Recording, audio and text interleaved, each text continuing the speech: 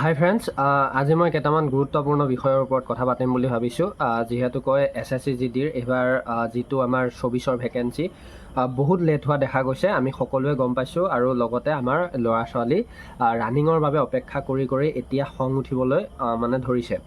গতিকে আজি এখন নটিচ ভাইৰেল হোৱা দেখা গৈছে যে 23 ছেপ্টেম্বৰৰ পৰা আমাৰ ফিজিকেল ষ্টাৰ্ট হ'ব বুলি কৈছে, আৰু নৱেম্বৰৰ 8 তাৰিখলৈকে আমাৰ ফিজিকেল আৰু মেডিকেল একেলগে হ'ব বুলি এখন নটিচ ভাইৰেল হৈছে।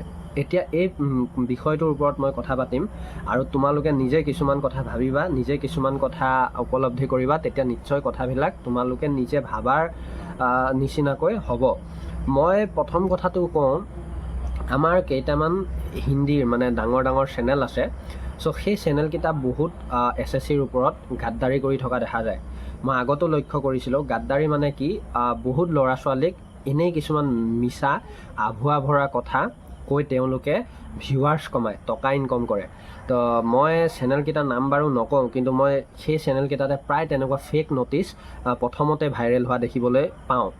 আৰু তেনেকুৱা নটিচে যেতিয়া তোমালোকে হোৱাটছআপৰ গ্ৰুপবিলাকত শ্বেয়াৰ কৰা, তেওঁলোকে তেতিয়া বহুত ভিউৱাৰ্ছ পাই যায়। ধৰি লোৱা 1 লাখ 2 লাখকৈ ভিউৱাৰ্ছ পাই যায়। চ' এতিয়া চোৱা, মই এটা কথাই কওঁ, এতিয়া যিটো নটিফিকেশ্যন আহিছে বুলি কৈছে, সেই নটিচখন মই বৰ্তমান কোনো অফিচিয়েল ছাইটত পোৱা নাই। মই একদমেই পোৱা নাই। তেওঁলোকে ক'ত পাইছে, কি কৰিছে, কোনটো অফিচিয়েল ছাইটত গৈছে মই একেবাৰে নাজানো। মই বৰ্তমান অলপ টাইম মই খুচৰি চালোঁ, যিহেতুকৈ তোমালোকে বহুতে মোক মেছেজ কৰিছা যে দাদা এইটো সঁচা নে মিছা নে। চ' মই এইকেইদিন কোনো আপডেট নাই কাৰণে তেনেকৈ ভিডিঅ' মই দিয়া নাছিলোঁ SSC GDৰ ওপৰত। চ' আজি মই এইটো বিষয়ৰ ওপৰত অতিষ্ঠ হৈ মানে মই ভিডিঅ'টো বনাবলৈ বাধ্য হ'লোঁ। প্ৰথম কথা হ'ল, চোৱা, ইমান সহজ নহয় যে SSC GDৰ ফিজিকেলৰ এনেকৈ ডেট এটা ইমান আগতীয়াকৈ উলিয়াই দিব, আৰু আগতীয়াকৈ উলিয়াই দিয়াৰ পিছত এনেকৈও কৈ দিব যে 8 নৱেম্বৰলৈকে চলিব। এইটো একদমেই মোৰ মতে 100% ফেক হয়। তোমালোকে এইটোৰ ওপৰত যদি ভৰসা কৰি লৈছা, তেতিয়াহ'লে হয়তো আগলৈ প্ৰব্লেম হোৱা দেখা যাব।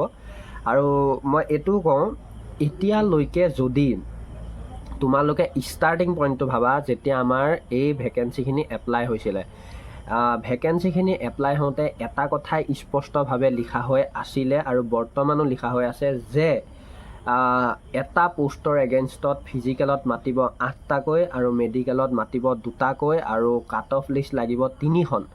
এতিয়াও সেয়া নটিচ অফিচিয়েল ছাইটত পৰি আছে, ssc.gov.in আৰু ssc.nic.in এতিয়াও আছে। তোমালোকে নিজে গৈ তাত চাই ল'ব পাৰিবা।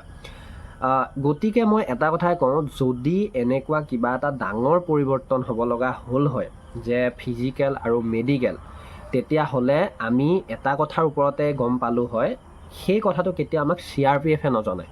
সেই কথাটো আমাক জনাব SSC GDৰ অফিচিয়েল ছাইটত।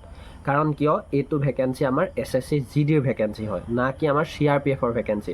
CRPFক জাষ্ট আমাৰ ফিজিকেল আৰু মেডিকেলটো পাতিবৰ বাবে তেওঁলোকে জাষ্ট এটা ধৰি লোৱা লিড দিয়ে যে পাতি দিয়ক, যিহেতুকৈ সেইটো এটা ফ'ৰ্চ হয়, নডেল ফ'ৰ্চ। চ' সেইকাৰণে তেওঁলোকে যিটো অফিচিয়েল ছাইটত হ'ব তাৰ পিছত CRPFত দিব, বা CRPFতো যদি কিবা কাৰণত আগত দিয়ে, তো লগে লগে সেই কথাটো SSC GDৰ অফিচিয়েল ছাইটত তোমালোকে দেখিবলৈ পাবা। কাৰণ যিখিনি মই আগৰ পৰা দেখি আহিছোঁ, মোৰ এক্সপিৰিয়েঞ্চৰ ফালৰ পৰা, বা মই যিমান দূৰ জানো, মই দেখিছোঁ। চ' এটা কথাই কৈছোঁ, তোমালোকে এনেকুৱা ভিডিঅ'বিলাক হওক বা এনেকুৱা নটিচৰ যিবিলাক স্ক্ৰীনশ্বট হওক, তোমালোকে যিমান শ্বেয়াৰ কৰিবা, মানে কি তোমালোকে নিজে নিজকে ঠগি আছা। মই এটাই কথা ক'লোঁ, কাৰণ চোৱা, এতিয়ালৈকে আমাৰ বহুত ভাল চেনেল আছে, মই নামবিলাক তেওঁলোকৰো নকওঁ, কিন্তু বহুত ভাল চেনেল আছে। মই আজি এই নটিচখনৰ ভিডিঅ' কিন্তু তেওঁলোকৰ চেনেলত নাপালোঁ। সেই 2-এটা মানে তেওঁলোকে আজে বাজে ভিডিঅ' বনাই থকা, বা ধৰি লোৱা ভিউৱাৰ্ছৰ বাবে ভিডিঅ' বনাই থকা চেনেলৰ বাদে মই ভাল দৰে কোনোবা এটা চেনেলত মই দেখিবলৈ নাপালোঁ। গতিকে তোমালোকক এটাই কথা কৈছোঁ, এতিয়া যদি আমাৰ ফিজিকেল হ'বলৈ ডেট আহে, প্ৰথমতে SSCGDৰ অফিচিয়েল ছাইডত আহিব, আৰু প্ৰথমতে নাহিলেও যদি CRPFৰ অফিচিয়েল ছাইডতো আহে তেতিয়াহ'লে একদম ধুনীয়াকৈ লিখা থাকিব, তোমালোকে তাতে চিন্তা কৰিব নালাগে।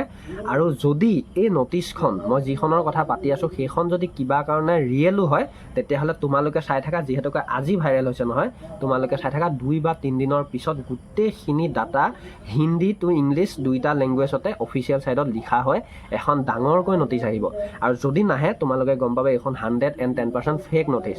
গতিকে মই এই সৰু কথাটো তোমালোকক দি দিলোঁ। SSCGDৰ ইমান দিনৰ এক্সপিৰিয়েঞ্চখিনি দেখি এতিয়া নিজেই কিছুমান কথা বুজি পোৱা হৈ গ'লোঁ যে কোনটো কথা সত্য হ'ব পাৰে, কোনটো কথা অসত্য। আৰু নতুন কেণ্ডিডেটখিনিয়ে বহুত পটক কৰি মানে বিশ্বাস কৰি লয় আৰু কৰিবলগীয়া পৰেও, কাৰণ এনেকুৱাকৈ কিছুমান ভিডিঅ' ওলায় যিটো মানে বিশ্বাস কৰিব লগা। আৰু মই এটাই কথা কৈছোঁ, যদি মেডিকেল, ফিজিকেল, RME, DME চব একেলগে হয় ডকুমেণ্টছ ভেৰিফিকেশ্যন, তেতিয়াহ'লে মই আগতে তোমালোকক কৈছোঁ বহুত ভেকেঞ্চিটো পিছুৱাই যাব। হয়তো 2025ৰ ফেব্ৰুৱাৰী, মাৰ্চ, এপ্ৰিল মানতহে এই ভেকেঞ্চিটো ফুলফিল হ'ব পাৰে, মানে এপইণ্টমেণ্ট আহিব পাৰে। গতিকে সেইখিনি হ'বলৈ হ'লে অফিচিয়েল ছাইডত আহিব, তোমালোকে ধৈৰ্য ধৰা।